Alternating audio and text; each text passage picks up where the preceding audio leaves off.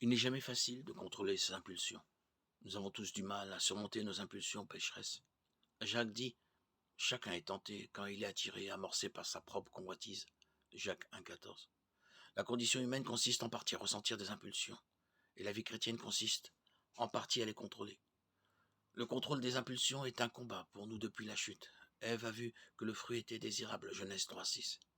Elle a choisi de le prendre plutôt que de contrôler ses impulsions.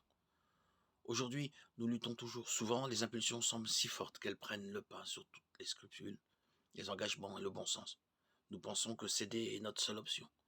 Nous avons des impulsions qui nous poussent à faire des achats frivoles, à trop manger, à avoir des relations sexuelles illicites et à faire bien d'autres choses que nous savons que nous ne devrions pas faire. Il semble que Samson ait eu beaucoup de mal à contrôler ses impulsions. Il est l'illustration parfaite du proverbe: comme une ville dont les murailles sont démolies, ainsi est l'homme qui manque de maîtrise de soi.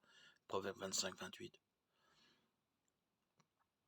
Samson vit une Philistine qu'il voulait épouser, et il l'épousa malgré les objections de ses parents. Juge 14:1-2.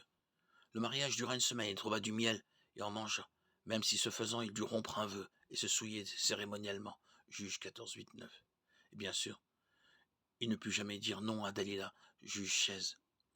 Ironiquement, Samson est surtout connu pour sa grande force physique. Cela prouve que la chair n'est pas une alliée dans la bataille contre la chair. C'est une bataille spirituelle qui doit être gagnée spirituellement.